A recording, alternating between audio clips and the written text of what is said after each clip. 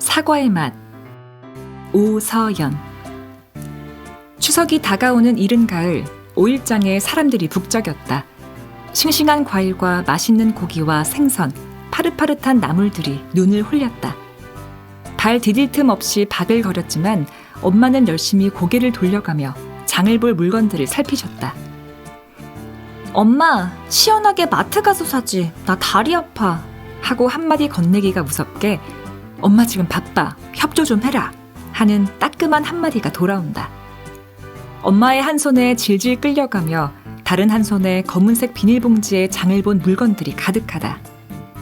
마트에 가서 카트에 담아다니면 편하고 좋은데 왜 이렇게 힘들게 장을 보는지 나는 입을 삐죽거렸다. 조금만 깎아줘요. 다른 것도 살게요. 싸게 줬잖아. 더 싸기는 안 돼요. 또 엄마와 과일 아저씨와의 실랑이가 시작됐다. 오일장에 올 때마다 볼 수 있는 모습이다. 내 예상은 곧 엄마는 안 사고 다른 데로 갈 것이다. 그럼 다른 데 보고 올게요. 하고는 엄마는 휙 돌아서 버린다. 그리고 또 시장을 처음 온 것처럼 한 바퀴 다시 돌기 시작한다. 오늘은 2바퀴만 돌면 좋겠다. 혼자 한숨을 쉬며 생각해봤다. 보통 조금만 살 때는 마트를 자주 가는데 이렇게 명절이 다가올 때면 엄마는 꼭 집 근처 오일장에 가신다. 밭에서 막 따온 싱싱한 물건들을 이때 살 수 있다며 짐꾼이 필요하다고 나를 꼭 데려가신다. 가끔 따라가기 싫을 때도 있지만 운이 좋으면 맛있는 옥수수나 붕어빵을 사주실 때도 있으니 이럴 땐 군말 없이 따라가야 한다. 오늘도 그렇게 엄마 손에 이끌려 언양 오일장에 갔다. 보통은 3바퀴, 심하면 5바퀴도 돌지만 오늘은 사람이 너무 많아 2-3바퀴면 끝날지도 모른다는 생각에 내심 기분이 좋았다. 나물도 사고 생선에 고기, 그리고 역시나 내가 좋아하는 옥수수도 한 손 쥐어주셨다. 코로나 때문에 마스크를 벗을 수 없어 침이 꿀떡꿀떡 넘어갔지만 꼭 참고 봉지 안에 옥수수 향만 킁킁거렸다. 식기 전에 빨리 집에 가서 한 입 베어 물어야 하는데 엄마는 이제 시작이신 듯 했다. 배도 사고 포도도 사고 더 이상 손에 잡을 곳이 없을 정도로 장을 봤는데 과일 가게 아저씨와 실랑이 한 판을 하고는 엄마는 다시 한 바퀴를 도시는 거다. 엄마, 그냥 거기서 사면 안 돼? 사과만 사면 되는 거 아니야? 하고 물었다. 사과만 사면 되는데 너무 비싸잖아. 싱싱해 보이지도 않던데. 다른 데 한 번만 가보자. 하시더니 건너편 과일 아주머니와도 실랑이 한 판 하시고 또 둘러보고 계신다. 이제 슬슬 다리가 아파 짜증이 머리 꼭대기에 갈까 말까 할 무렵 앞에 가던 엄마가 약국 옆에 쪼그리고 앉아 과일을 파는 할머니 앞으로 가시는 거다. 과일도 많이 없고 사과밖에 안 파는 거로 봐서 저기서도 안 사고 다른 데 가시겠지라고 생각했는데 웬걸 엄마가 지갑에서 돈을 주시고 사과를 한 보따리 봉지에 담으시는 거다. 깜짝 놀란 나는 엄마에게 뛰어갔다. 엄마, 여기서 사게? 놀라서 물으니 할머니가 직접 농사 지으신 거래 하며 아무렇지 않게 대답하신다. 나는 엄마 손을 살짝 내 쪽으로 당기며 귓속말로 엄마, 여기 사과 안 예쁘게 생겼어. 상한 것도 있는 것 같아. 라고 얘기했더니 엄마는 인상을 팍 쓰시며 눈빛으로 한 번만 더 얘기하면 혼내줄 거야 라는 신호를 보내셨다. 싱싱하고 저렴한 사과를 찾으려 여태껏 돌았는데 결국은 할머니가 파는 안 예쁜 사과를 사시다니 오늘은 이상한 날이다. 자고로 사과는 붉은 빛의 윤기가 반들반들하고 광택이 나야 하는데 할머니 사과는 누가 봐도 그 반대였기 때문이다. 이거 내가 들고 오다가 떨어뜨려서 흠이 난 건데 아주 맛있어. 집에 가서 먹어봐. 라며 검정 봉지에 사과를 다 담고는 뒤돌아서려는데 할머니가 내 손에 사과를 한 개를 쥐어주셨다. 네, 감사합니다 하고 인사를 하고 드디어 집으로 향했다. 개미지옥 같았던 시장을 겨우 빠져나와 차에 가서 장본 물건들을 하나씩 정리하며 넣기 시작했다. 나는 제일 먼저 옥수수 봉지를 챙겨 들고는 차 안으로 쏙 들어갔다. 엄마는 나물이며 과일, 생선을 차에 정리하고는 아까 할머니가 덤으로 주신 사과를 들고 차에 타셨다. 이거 먹어봐. 엄마가 닦았어.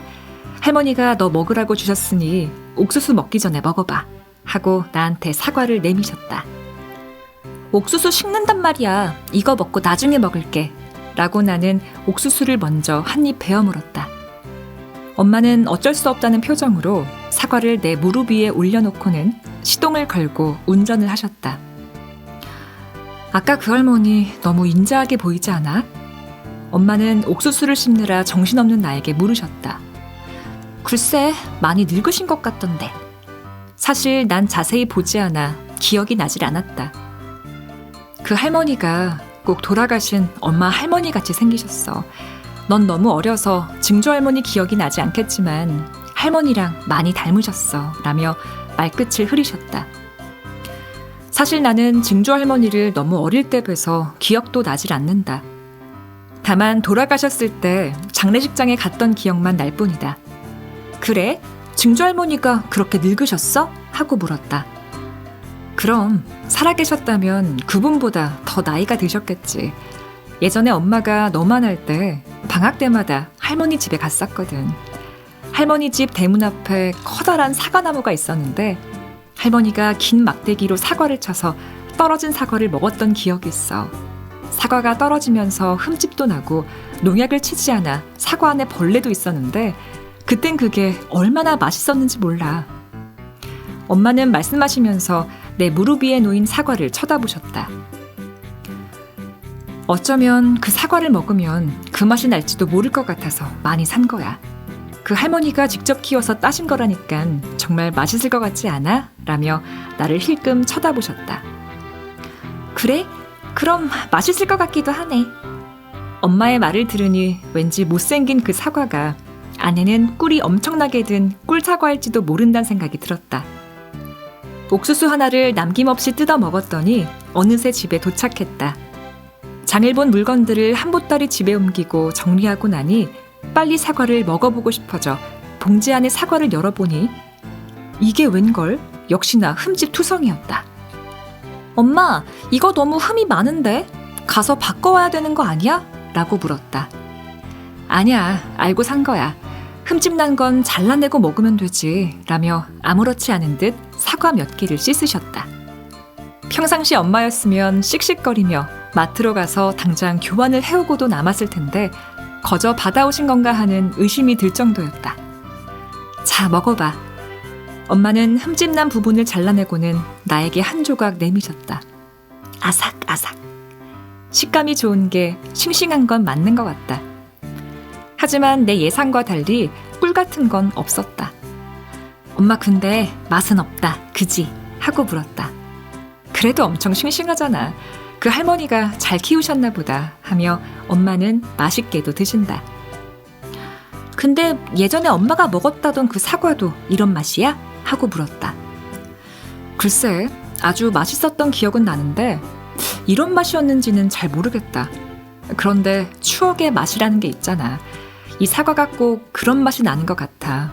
엄마가 어렸을 때 할머니가 따주신 사과 맛이 맛있어서가 아니라 할머니의 사랑 때문에 맛있게 느껴졌던 게 아닌가 하는 생각이 드네 라고 하시며 내 머리를 쓰다듬으셨다. 너도 나중에 크면 추억의 맛이라는 게 뭔지 알게 될 거야. 시장에서 막 사온 옥수수 같은 맛이 언젠간 너무 그리울 때가 있단다 하며 봉지에 뼈대만 남겨진 옥수수를 보며 말씀하셨다. 엄마는 사과를 맛있게 드시면서 증조할머니를 생각하고 계시는 것 같았다. 그 시절 즐거운 기억을 엄마는 아마 이 사과를 보며 떠올리시는 거겠지. 나도 언젠가 엄마처럼 나이가 들면 사과를 보며 지금 이 순간을 기억하게 될지도 모르겠다. 추억의 맛이란 달콤하고 훌륭한 맛이라기보다 잔잔하게 맛이 있는 듯 없는 듯 희미한 맛일지도 모르겠다. 그 희미한 기억을 엄마는 사과 한 조각으로 찾고 계시는 거였구나. 마트에서 파는 예쁘고 반들반들한 사과는 아니었지만 나도 이 사과가 희한하게 더 맛있게 느껴졌다. 시간이 흘러 나도 어른이 되고 엄마도 할머니가 되겠지만 지금 이 순간도 사과 한 입 먹으며 떠올릴 날도 있겠지? 그때도 사과가 꼭 지금처럼 맛있었으면 좋겠다. 그때도 꼭 지금처럼 엄마와 함께 사과를 먹으며 웃을 수 있으면 좋겠다. 지금 이 사과의 맛은 혀가 아닌 내 가슴이 기억할 것 같다.